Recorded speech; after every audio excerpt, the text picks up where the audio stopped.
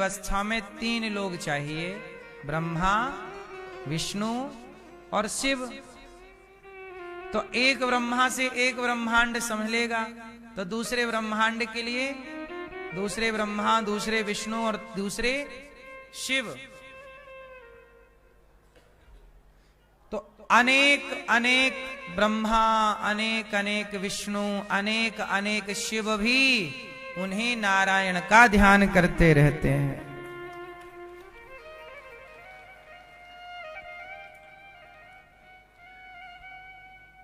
इसलिए भगवान की ये 3 शक्तियां हैं, ब्रह्मा, विष्णु, महेश। इन तीनों शक्तियों को जोड़ देने से इन्हीं शक्तियों को कहते हैं god, GOD। G for generator, O for operator, D for destroyer. Generator Brahma ji, operator भगवान। सृष्टि उत्पन्न कौन करता है? ब्रह्मा जी। पालन कौन करता है? भगवान विष्णु। और संहार कौन करता है? भगवान शिव। ये तीनों शक्तियों को जोड़ा तो बना God. G generator, O operator, D तीनों को जोड़ा तो गॉड। ठीक है। अब बहुत ध्यान से सुनने का विषय है। ये 3 शक्तियां ही हर समय काम करती हैं। भगवान हर क्षण क्या करते हैं? उत्पत्ति। हर क्षण क्या करते हैं? पालन। हर क्षण क्या करते हैं? संहार। अच्छा ये बताओ, संहार, उत्पत्ति और पालन कितनी देर देर में होता है? आप बताइए। हाँ, हर क्षण। जितनी देर में आपने पलकें झपकाई, इतनी देर में उत्पत्ति भी हो गई और पालन भी हो गया और संहार। इसे और सूक्ष्म दृष्टि से देखिए। आप ये बताइए कि जैसे आप कल थे वैसे आज हैं कि नहीं? कल से आज में आपके शरीर में बहुत सारा परिवर्तन, बहुत सारे सेल्स बने और बिगड़ गए। आपका शरीर हर क्षण बदल रहा है। जवानी देखो ना, बच्चा पैदा हुआ था 2.5 किलो का था, तनिक सा बड़ा हुआ। बड़ा कब हो गया? देखते देखते। तो वो प्रत्येक घंटे, प्रत्येक सेकंड बदलाव चल ही तो रहा है, पर वो बदलाव इतना सूक्ष्म है कि हमारी आंखों में पकड़ में नहीं आता। जब आप किसी को 1-2 साल बाद देखते हैं तब उसकी शकल सूरत बदली बदली दिखती। यार तू तो बदल गया, क्यों?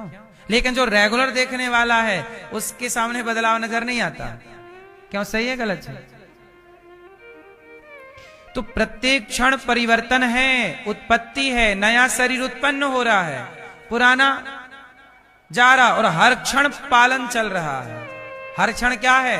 आपको हर क्षण ऑक्सीजन मिल रही है, हर क्षण आपके लिए अग्नि काम कर रही है। आपका भोजन कौन पचा रहा है? आप अपना शरीर देख लीजिए, अभी आपका पेट गर्म होगा।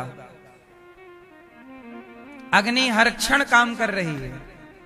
तो हर क्षण पालन, हर क्षण उत्पत्ति और हर क्षण संहार। यही ब्रह्मा, विष्णु, महेश है। यही, और इन तीनों को कंट्रोल भगवान श्रीमन नारायण का है। इन तीनों को आदेश भगवान नारायण का। आपको ये कार्य करना है। अब आप ये मत समझ लीजिएगा कि शिव नारायण से अलग है। भगवान नारायण, एक बात बताएं, भगवान मूल में भगवान नारायण है। भगवान नारायण ही 3 शक्तियों के रूप में प्रकट हो जाते हैं। वही डिवाइड हो गए 3 भागों में, ब्रह्मा, विष्णु, महेश। बोलो हाँ। अब जरा सोचिएगा, लोहे से बनती है हथौड़ी और लोहे से बनती है छेनी, और ये दोनों मिलके लोहा काटती रहती हैं। बोलो हाँ। लोहे की छेनी, लोहे की हथौड़ी और लोहा काट रही है। लोहे का ही सामान है, लोहा ही छैनी के रूप में परिणत हो गया, हथौड़ी के रूप में परिणत हो गया। लोहे के अतिरिक्त तो कुछ नहीं है वहां पर। कटने वाला भी लोहा, काटने वाला भी लोहा। बोलो हाँ। उसी तरह बनने वाले भी भगवान और बनाने वाले भी भगवान। बने भी वही, ब्रह्मा विष्णु वही बन गए, और बनाया भी उन्होंने, है ना। मिट्टी घड़ा बन गई, मिट्टी क्या बन गई? घड़ा बन गई। पर बनाने वाला यहां कुम्हार है, वहां लोहार है, जो लोहे को पीट रहा है या ठीक ठीक कटवा रहा है, चला रहा छैनी हथौड़ी। यहां निमित्त और उपादान अलग अलग है। देखो, लोहा काटता तो लोहा है, पर काटने में सहयोग कोई व्यक्ति करता है, क्योंकि लोहा लोहे को अपने से कोई आदमी ना हो तो कैसे काटेगा।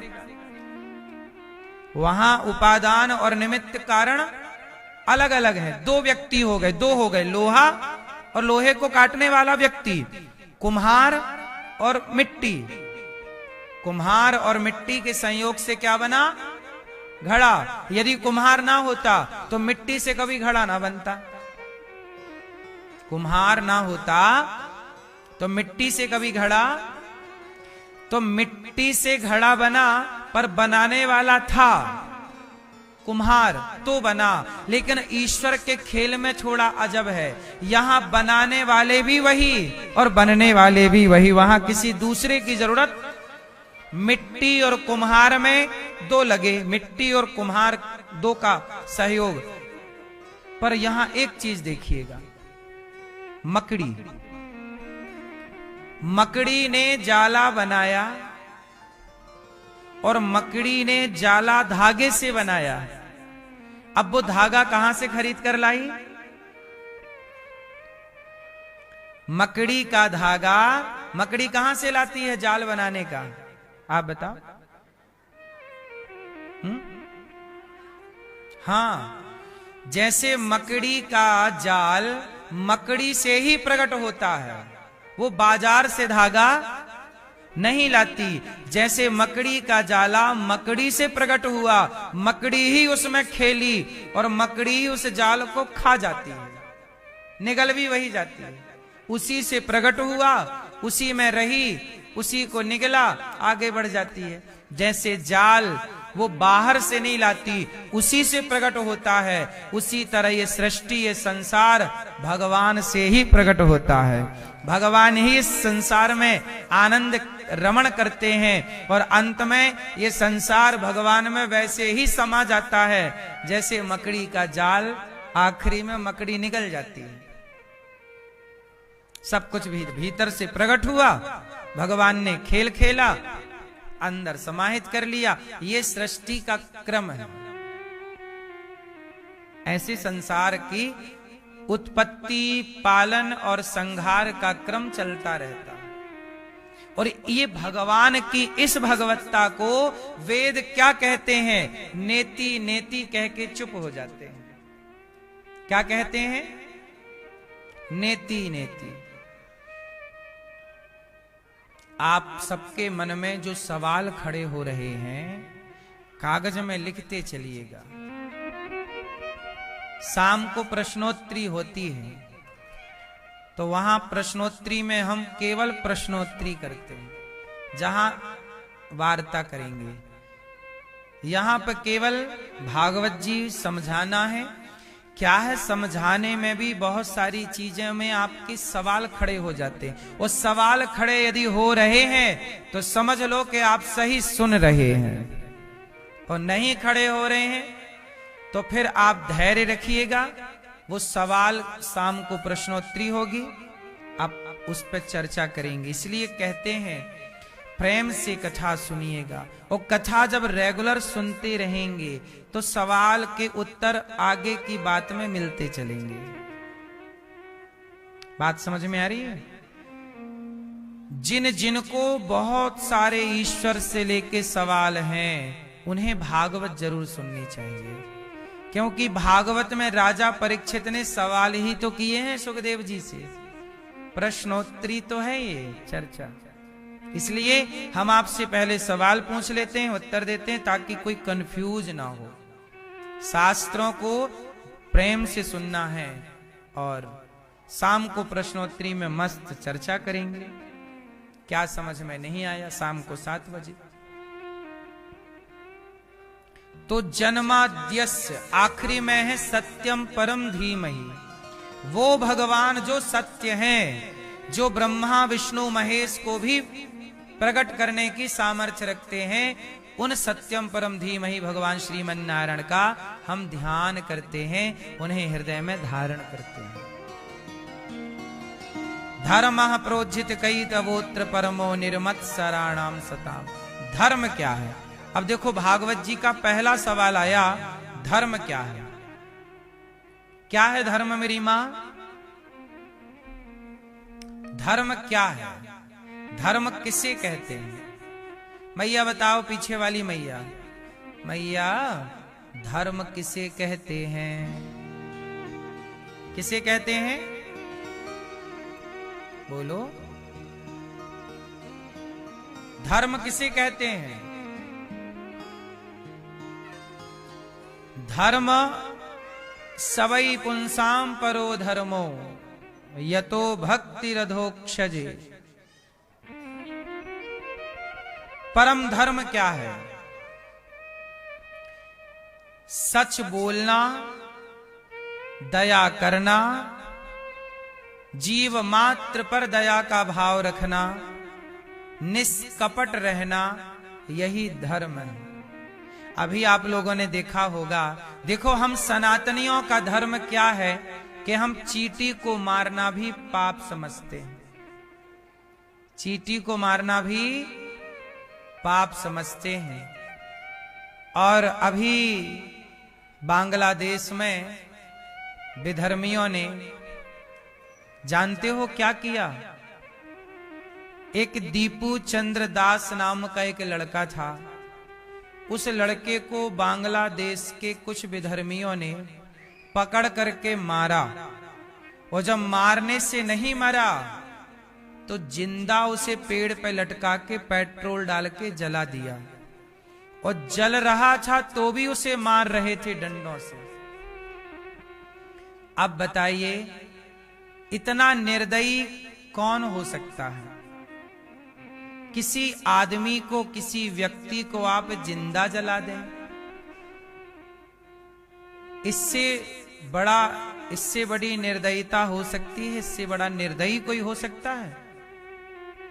इसलिए हम सनातनी सबकी आंखों में क्यों खटकते रहते हैं? क्योंकि हम सनातनियों के अंदर दया है, करुणा है। हम जरूरत से ज्यादा दयावान हो गए मेरी मां, इसलिए हम सनातनियों को जिंदा जलाने लग गए लोग। इसलिए आप लोगों से कहता हूं, दया करिएगा, पर इतनी भी ना हो कि तुम्हें कोई जीवित जिंदा जला दे।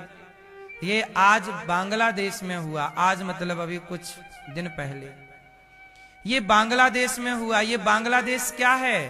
ये भारत ही तो था। अब कहां गए वो लोग जो बंटवारे का समर्थन करते थे?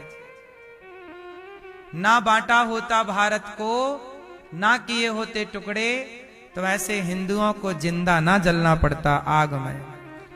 ये बांटने वालों को ही तो पाप लगेगा, और वो अपने को महान बनाए भारत में बैठे हैं। तुम तो बांट के मर गए, लेकिन आज भी तुम्हारी एक गलती का परिणाम, आज भी आजादी के 60-70 साल बाद भी देखो परिणाम क्या है। इसलिए कहता हूं सनातनियों, संगठित रहो, वरना देख लो बांग्लादेश में कैसे जिंदा जला दिया उसे, और पुलिस वहीं खड़ी है, सिस्टम वहीं खड़ा, कोई नहीं रोक रहा है, कोई सरकार नहीं रोक रही है। अब कोई दुनिया के लोग चिल्ला भी नहीं रहे हैं कि हिंदुओं के ऊपर अत्याचार हो रहा है। और किसी मजहबी पंथ के ऊपर तनिक सी बात हो जाए तो हिंदुओं को घेर लिया जाता है और हिंदुओं को जिंदा जलाया जा रहा है। सब चुप हैं। सनातनियों, चारों ओर झांक कर देख लेना। इसलिए कहता हूं सनातनियों, संगठित रहो, अपनों से गद्दारी ना करो, अपनों से लड़ाइयां ना करो। तुम्हारा दुश्मन कौन है, अपने दुश्मन को पहचान लो।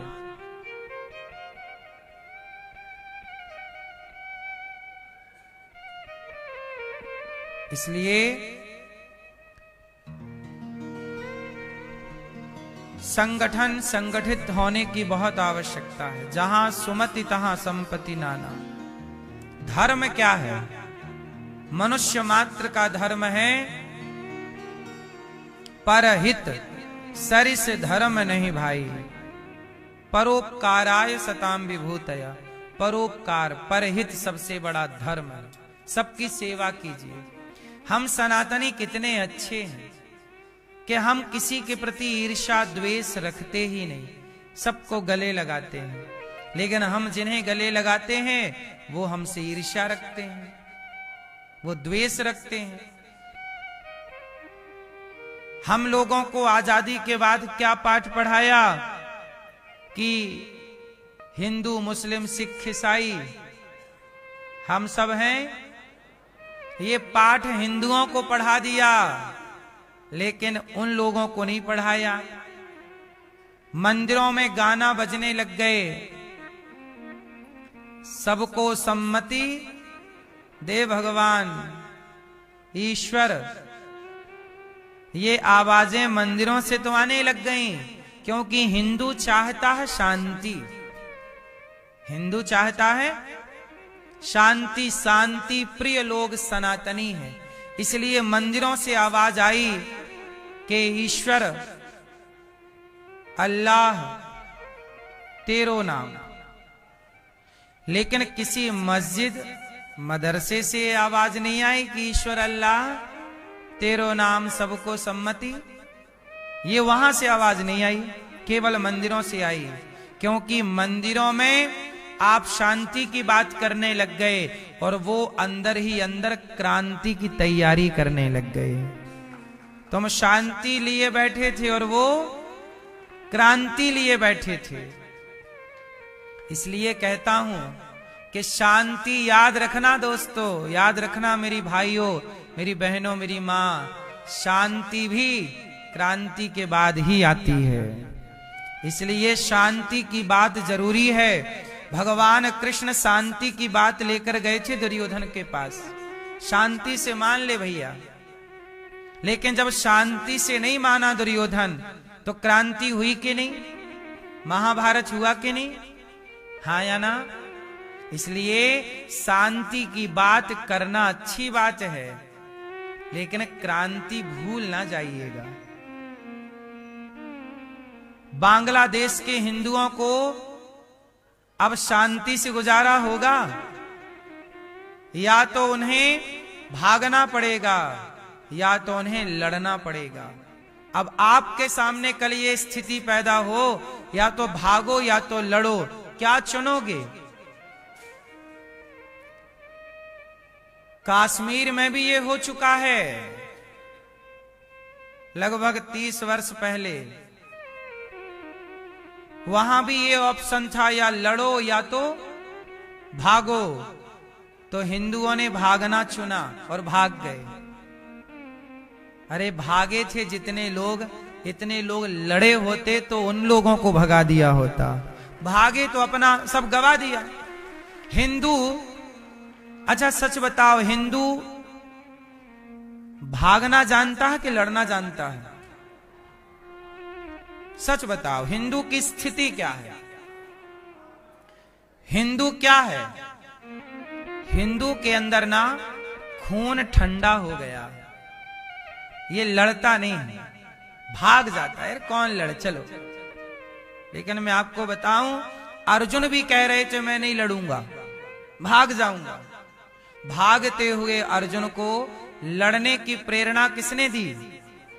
भगवान खुद कहते हैं कि भाग के कहां जाओगे, लड़ अर्जुन लड़, और जो लड़ता है उसका साथ भगवान देते हैं, हूं मैं, तो लड़।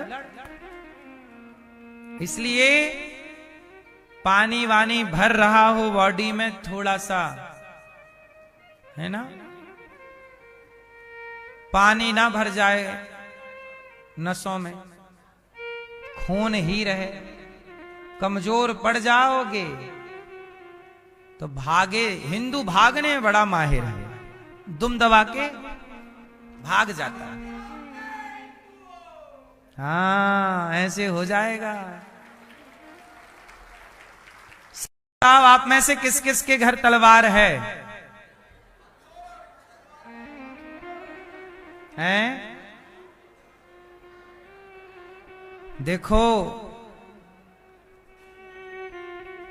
डंडा भी नहीं रहता हिंदुओं के घर। हिंदुओं के घर डंडा भी नहीं है। तुमने डंडे भी रखने बंद कर दिए।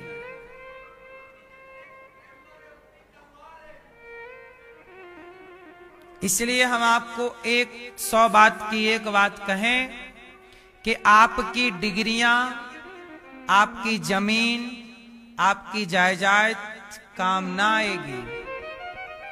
आपके घर के आगे आपके नाम की प्लेट लगी है ना, बस उसे उखाड़ के दूसरा अपना नाम लिख देगा, हो गया उसका। आपके खेत पे आके वो खड़ा हो जाएगा, कह देगा ये हमारा, तुम्हें भागना पड़ेगा। पाकिस्तान कितना बड़ा था, कितना बड़ा भूभाग था, और वहां हिंदुओं की खेलती हंसती आबादी थी। हजारों साल से वहां हिंदू रहा करते थे। पल भर में बंटवारा हो गया, सबको खेत घर छोड़ के आना पड़ा कि नहीं? बंटवारा इसी शर्त पे हुआ था कि पाकिस्तान में मुसलमान रहेंगे, हिंदुस्तान में हिंदू रहेंगे। तो पाकिस्तान से तो खदेड़ दिए गए हिंदू। यहां से जाने के टाइम बापू को बुखार आ गया, बोले यहां से नहीं भेजेंगे। हैं?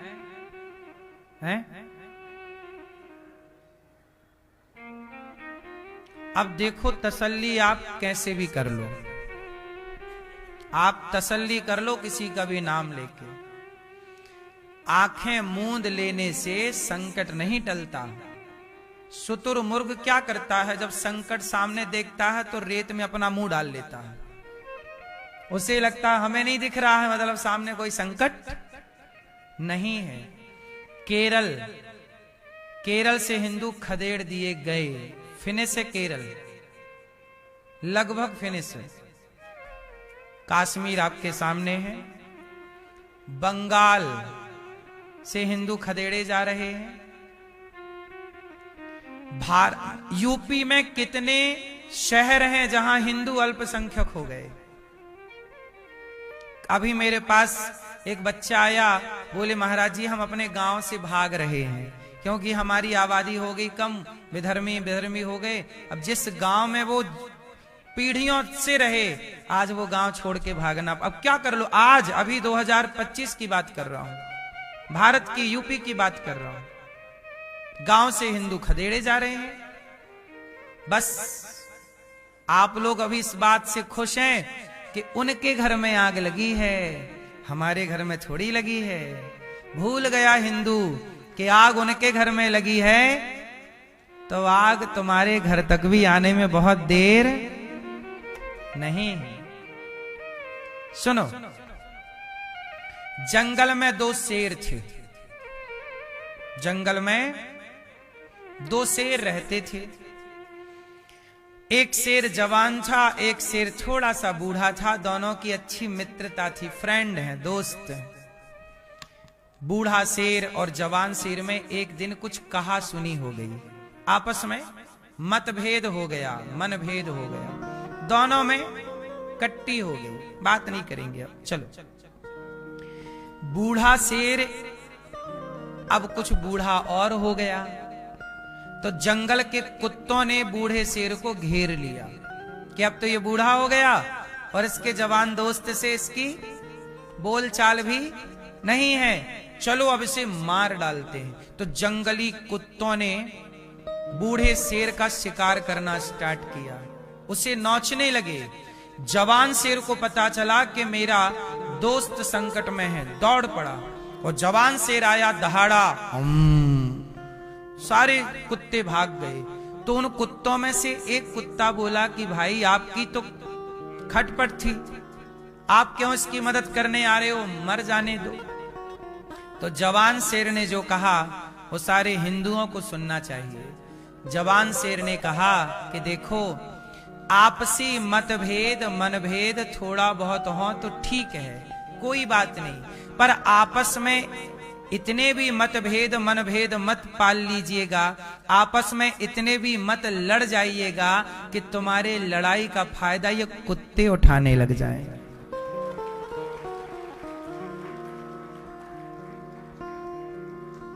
मेरे सनातनियों, हम आपस में ना लड़े होते, आपस में मतलब ब्राह्मण क्षत्रिय वैश्य शूद्र, हम चारों यदि संगठित होते तो क्या हमें मुगल कभी गुलाम बनाते, अंग्रेज कभी गुलाम बनाते? हम गुलाम इसलिए बने, हम आपस में ऐसे लड़ गए कि हमारी लड़ाई का फायदा कुत्तों ने उठा लिया। हमारी लड़ाई का फायदा किसने उठाया? जोर से।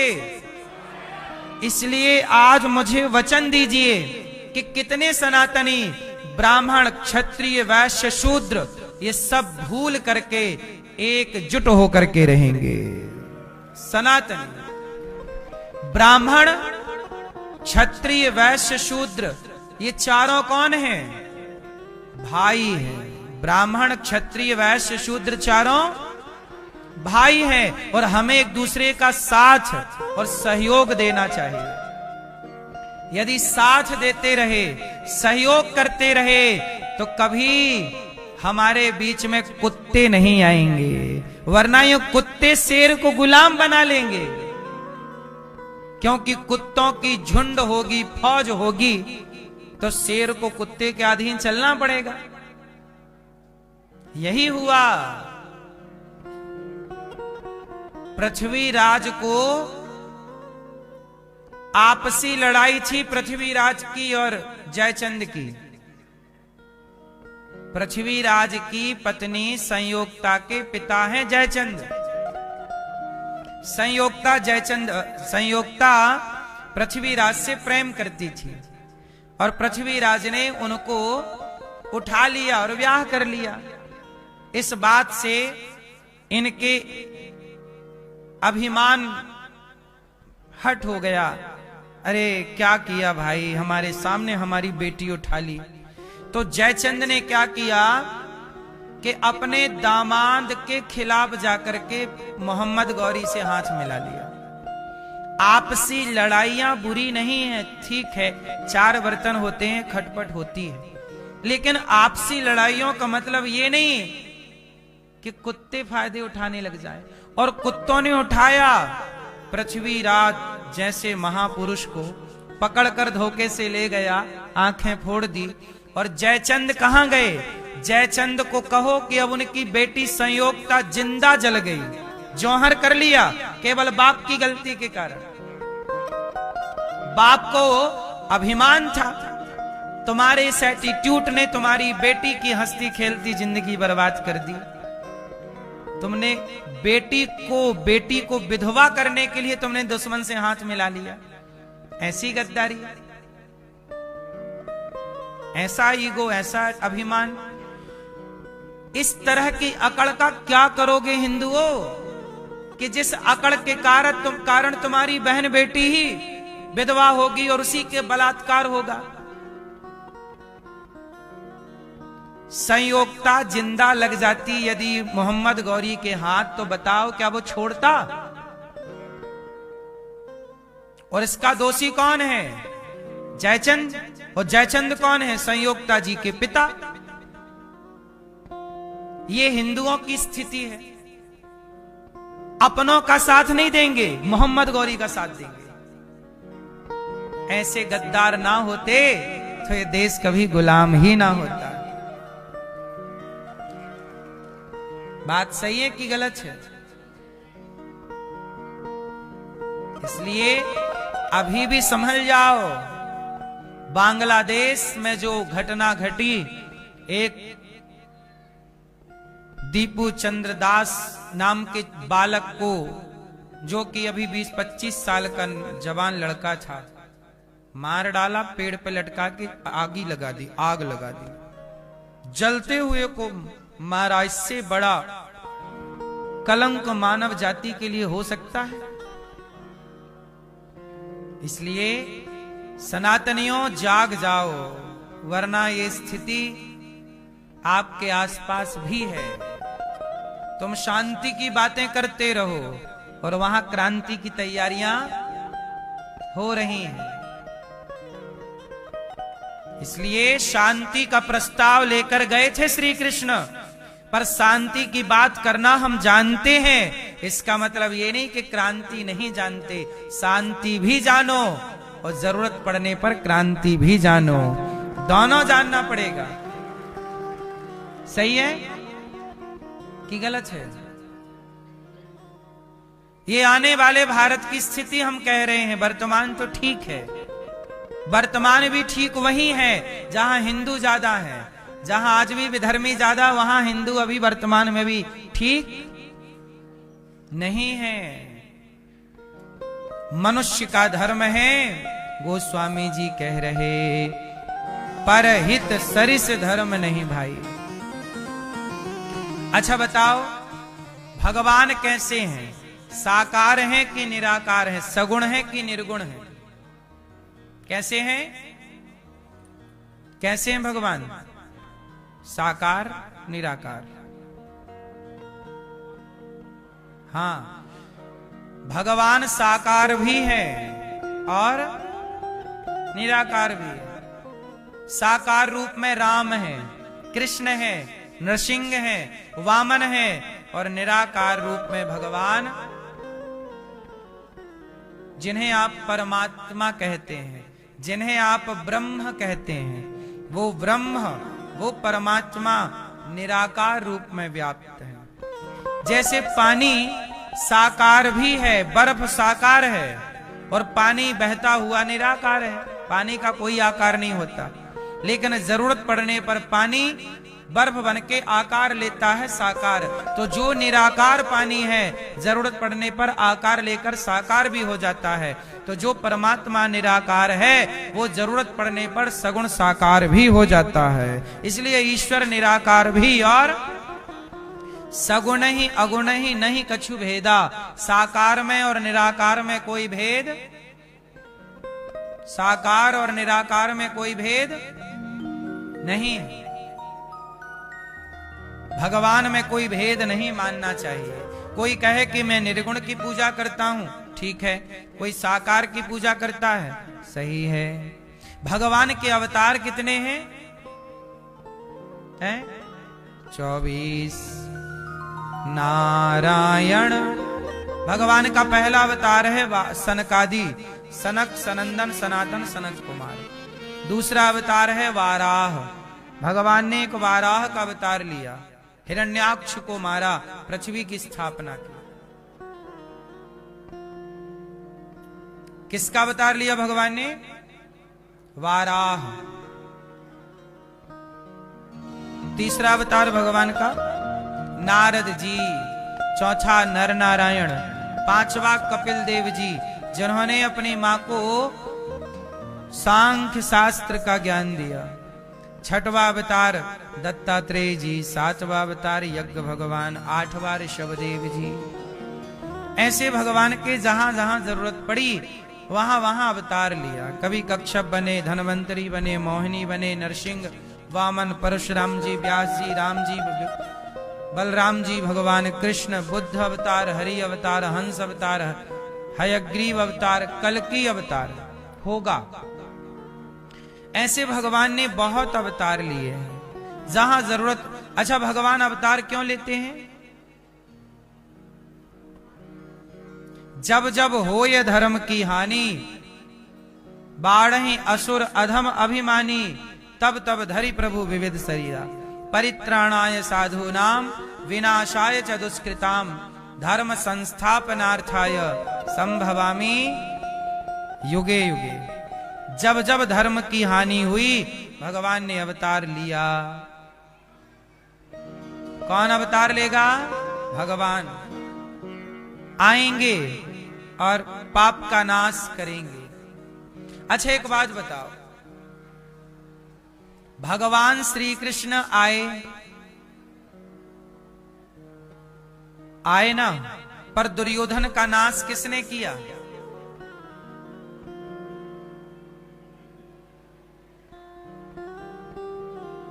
दुर्योधन का नाश किसने किया? बताओ। भीम। 100 कौरवों को किसने मारा? और आए कौन है? भगवान। अब सवाल ये खड़ा हुआ कि जब भगवान आए हैं पाप को समाप्त करने, तो मार भीम क्यों रहे हैं? भगवान क्यों नहीं मार रहे हैं? हाँ, इसका मतलब ये है कि कई बार भगवान कहते हैं कि कुछ लड़ाइयां मैं नहीं तुम्हें करनी होंगी, पर मैं तुम्हारे साथ रहूंगा, तुम्हें लड़ाइयां करनी होंगी। मैं हूं पर मैं अस्त्र शस्त्र नहीं उठाऊंगा। पूरे महाभारत में भगवान ने एक भी बाण नहीं चलाया, बस रहे साथ में और निहत्थे रहे। कैसे रहे? भगवान आपके, इसका मतलब ये नहीं है कि आप कहो जी भगवान करेंगे भगवान करेंगे। अरे भगवान तो करेंगे, पर तुम्हारे अपने कर्तव्य हैं, वो भी तो तुम्हें करना होगा। अर्जुन भी बोलते कि मैं नहीं करूंगा, सब भगवान करें, मैं नहीं करता। कुछ काम आपको ही करने होंगे। ईश्वर के भरोसे रहना चाहिए, पर ईश्वर ने आपको भी तो शक्ति दे रखी है। इसलिए हर बात के दोषी भगवान नहीं होते आप। इसलिए भीष्म पितामह जब भरी सभा में द्रौपदी के कपड़े उतारे जा रहे थे, तो भीष्म पितामह वहां सबसे आगे बैठे थे। बोलो हां कि ना? भीष्म पितामह क्यों नहीं बोले? भीष्म पितामह ने अपना कर्तव्य किया होता, दुशासन को डांटा होता, धृतराष्ट्र ने अपना कर्तव्य किया होता, द्रौपदी की साड़ी उतरने से बचाई होती, तो बताओ ये महाभारत ही क्यों होता? महाभारत की स्थितियां तब निर्मित होती हैं जब व्यक्ति अपना अपना कर्तव्य ईमानदारी से। पितामह भीष्म को बोलना था। अब आप लोग क्या कहते हैं? गुरुजी हमें गुस्सा बहुत आता है। क्या कहते हैं? हमें गुस्सा।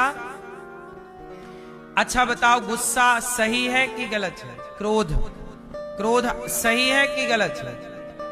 आप बताइए। हैं? क्रोध सही है कि गलत है? हाँ, क्रोध सही भी है और गलत भी है। जहां क्रोध करना चाहिए वहां जरूर करना चाहिए। जैसे द्रौपदी के कपड़े जब उतारे जा रहे थे, उस समय पितामह को क्रोध करना चाहिए था दुशासन के ऊपर, नहीं किया तो पितामह को बाणों की सैया मिल गई। और जटायु जी ने क्रोध सही वक्त पर किया।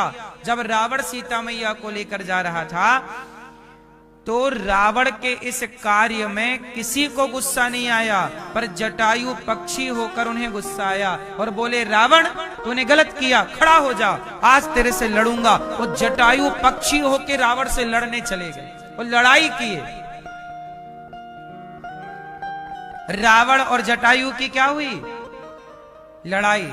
इस लड़ाई में कौन जीता? उत्तर, एक बार तो जटायु जी ने पंख ऐसे मारे कि रावण बेहोश होके गिर गया जमीन पर। फिर होश आया रावण को तो जटायु जी के पंख काट दिए। किसकी जीत हुई? इस युद्ध में जटायु जी का हौसला जीत गया। भले जटायु जी हार गए, पर कम से कम एक नारी की रक्षा के लिए अपने पंख तो बढ़ाए। अब एक बात बताओ, एक पलड़े पर आप जटायु जी को रखिए, एक तराजू बांधिए, तराजू के एक पलड़े पर आप जटायु जी को रखिए और तराजू के दूसरे पलड़े पर आप भीष्म पितामह जी को रखिए। बताइए किसका पलड़ा भारी है? किसका? क्यों? जटायु जी ने क्रोध किया और भीष्म पितामह जी ने क्रोध नहीं किया। तो क्रोध ना करने वाले पितामह को बाणों की सैया मिली और क्रोध करने वाले जटायु को राम का दर्शन मिला। जटायु जी पड़े थे, राम आए। जटायु राम के पास नहीं गए, राम जटायु जी के पास आए। और जटायु का अंतिम संस्कार राम जी ने पिता की तरह किया। जैसे पिता दशरथ जी का करना चाहिए था, वैसे राम जी ने जटायु जी का। अविरल भगति मांग बर गीध गयऊ हरिधाम, तेह की क्रिया यथोचित निज कर कीन्ही राम। जटायु का संस्कार भगवान राम कर रहे हैं। अब बताइए क्या था ये परोपकार के लिए बढ़ाए गए कदमों की सराहना थी। जटायु पक्षी होकर भी सीता मां की रक्षा के लिए लड़े और मां को बचाने का प्रयास किया, नहीं बचा पाए, अलग विषय है। कोशिश तो की। अब द्रौपदी की जब साड़ी खिंच रही थी तो कोशिश भी नहीं की लोगों ने कि बचाने का एक तनिक सा प्रयास करें, प्रयास नहीं किया। इसलिए महाभारत की स्थिति आ गई। इसलिए कहता हूं कि जब तुम्हारी आंखों के सामने अधर्म हुआ करे तो एक बार उस अधर्म को रोकने के लिए कदम जरूर बढ़ाया करो। चुपचाप अधर्म को देखना भी पाप है। चुपचाप अधर्म को देखना भी पाप है।